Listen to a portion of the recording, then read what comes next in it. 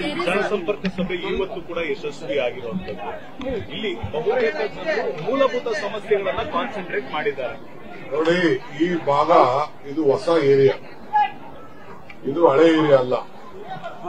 ಹೊಸದಾಗಿ 20 ವರ್ಷದಿಂದ 25 ವರ್ಷದಿಂದ ಸ್ಥಾಪನೆ ಆಗಿರುವಂತ ಏರಿಯಾಗಳಿವೆ. ಇದು ಜಾಸ್ತಿ ಒತ್ತಡ ಇದೆ. ಇಲ್ಲೆಲ್ಲ ಮಿಡಲ್ ಕ್ಲಾಸ್ ಜನ ಇರೋದು, ಎಲ್ಲ ಮಿಡಲ್ ಕ್ಲಾಸ್ ಜನ ಜಾಸ್ತಿ ಇರೋದು. ಬಹಳ ಜನ ಹೊಸದಾಗಿ ಬಂದು ಸೇರ್ಕೊಂಡಿದ್ದಾರೆ. ಕೆಂಪೇಗೌಡ ಲೇಔಟ್ ಕೂಡ ಇಲ್ಲೇ ಪಕ್ಕದಲ್ಲಿ ಇದೆ. ಸೊ ಅನೇಕ ಸಮಸ್ಯೆಗಳು, ಮೂಲಭೂತ ಸೌಕರ್ಯ ಇದೆ.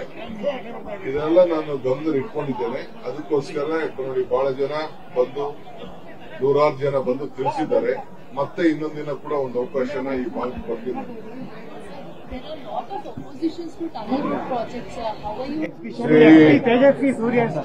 No, let anyone oppose.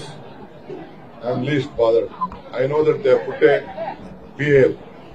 They doesn't want the government to flourish. Government should not get a good name. What is the opposition? They are not acquiring any land. Only one small land of near this Christ college or something. I think some university, some ports will be there. I will look at it personally. If it is there, I will look at an alternative also. ನಾನು ಇದನ್ನ ಇಲ್ಲಿ ಏನು ಲಾಲ್ಬಾಗ್ ಏನ್ ಹೇಳ್ದಲ್ಲ, ಲಾಲ್ಬಾಗ್ ಏನು ತೊಂದರೆ ಆಗುದಿಲ್ಲ, ಒಳಗಡೆ ಹೋಗ್ತದೆ. ಒಂದ್ ಸೈಡ್ ಅಲ್ಲಿ 1 ಎಕರೆಯಲ್ಲಿ ಸದ್ಯ ಕೆಳಗೆ ಇದನ್ನ ಕೆಲಸ ಮಾಡ್ಬೇಕಾದ್ರೆ ಉಪಯೋಗಿಸ್ಕೊತೀವಿ. ಆಮೇಲೆ ಅದನ್ನ ಕ್ಲೀನ್ ಮಾಡಿ ಪಾರ್ಕ್ ಆಗಿ ಮಾಡ್ತೀವಿ. ಸರ್, ಅಂದ್ರೆ ತೇಜಸ್ವಿ ಸೂರ್ಯ ಹೇಳ್ತಿರೋದು ಲಕ್ಷಾಂತರ ವರ್ಷಗಳ ಇತಿಹಾಸ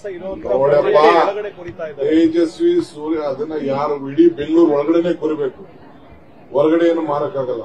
ಅವನ ಮಾತೆಲ್ಲ ಕೇಳ್ಕೊಂಡು ನಾನು ಇಸಕ್ಕಾಗಲ್ಲ. ಬಾಂಬೆಲೆಲ್ಲ ಲಕ್ಷಾಂತರ ವರ್ಷದಿಂದ ಇದ್ದಂತ ಬಾಂಬೆನ ಕೊರಿತಾ ಇದ್ದಾರೆ, ಡೆಲ್ಲಿಲ ಕೊರಿತಾ ಇದ್ದಾರೆ. I will not yield to him at any point of time. ಹೋರಾಟ ಮಾಡೋರೆಲ್ಲ ಮಾಡೇ ಮಾಡ್ತಾರೆ.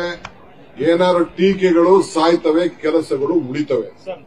ನಾವು ಮಾಡೋ ಕೆಲಸ ಜನರಿಗೋಸ್ಕರ ಮಾಡ್ತಾ ಇದೀವಿ. ಅವರ ಕಾಲದಲ್ಲಿ ಏನು ಒಳ್ಳೆ ಕೆಲಸ ಮಾಡಕ್ ಆಗಿಲ್ಲ.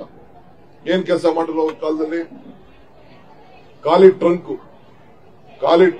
ತೇಜಸ್ವಿ ಸೂರ್ಯ ಅಂದ್ರೆ ಖಾಲಿ ಟ್ರಂಕ್ ಅಂತ. ಶ್ರೀಮಂತರಿಗೆ ಅನುಕೂಲ ಆಗುವಂತ ರಸ್ತೆ ಇದು ಅಂತ ಆರೋಪ. ಹೌದು, ಶ್ರೀಮಂತರಿಗೇನೆ, ದುಡ್ಡು ಕೊಟ್ಟು ಹೋಗೋರ್ಗೆನೆ, ಎಲ್ಲರಿಗೂ.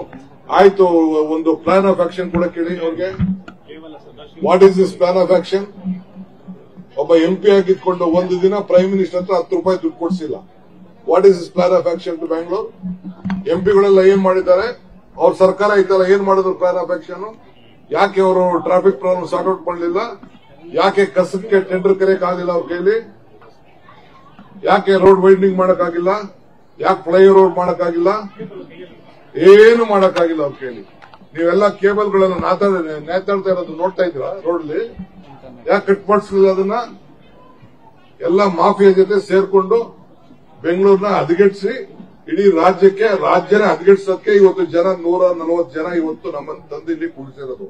V will do our work. We are committed. ಈ ರಾಜ್ಯದ ಬೆಂಗಳೂರು ಗ್ಲೋಬಲ್ ಸಿಟಿ ಇದು.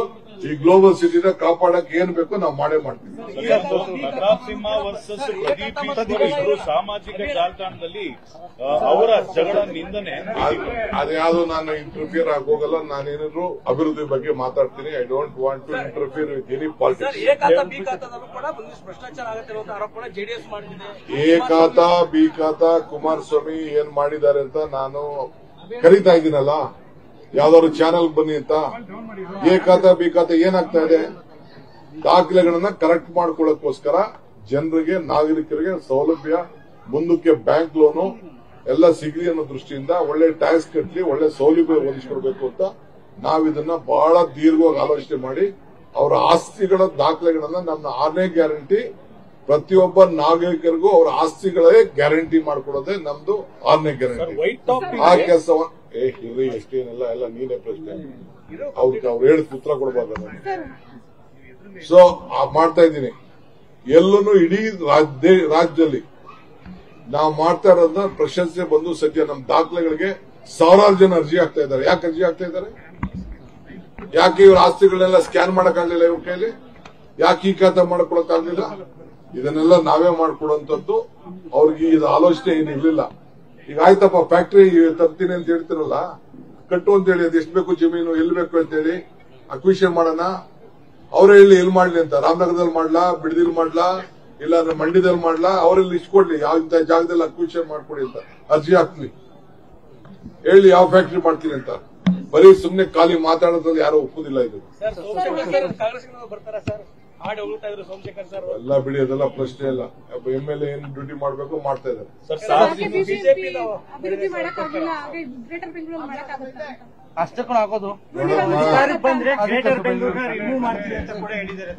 ಏನ್ ಬೇಕಾದ್ರೂ ಅದಕ್ಕೆ ಅಧಿಕಾರ ಬಂದಾಗ ಮಾಡ್ಲಿ. ಅವ್ರ ಹಣೆಲೂ ಬರೋದಿಲ್ಲ, ಅವರು ಬರೋದಿಲ್ಲ. ಇದೇನಿದೆ ಮುಂದುವರಿತದೆ. ಈಗ ಎಲೆಕ್ಷನ್ ನಿಲ್ಲಲ್ಲ ಅಂತ ಡಿಕ್ಲೇರ್ ಮಾಡ್ಲಿ, ಸಾಕು ನೋಡೋಣ. ಈಗ ಎಲೆಕ್ಷನ್ ಮಾಡ್ತೀವಲ್ಲ ಫೆಬ್ರವರಿಗೆ, ನಾನ್ ಬೇಡ, ನಾನು ಹೆಂಗ್ ಡಿಸಾಲ್ವ್ ಮಾಡ್ತೀನಿ ಅಂತ ನಿಲ್ಲದೆ ಇರ್ಲಿ ನೋಡೋಣ. ಎಲ್ಲ ರೆಡಿ ಆಯ್ತವ್ರ ಕಾರ್ಯಕರ್ತರು ನಿಂತ್ಕೊಳ್ಳಿ.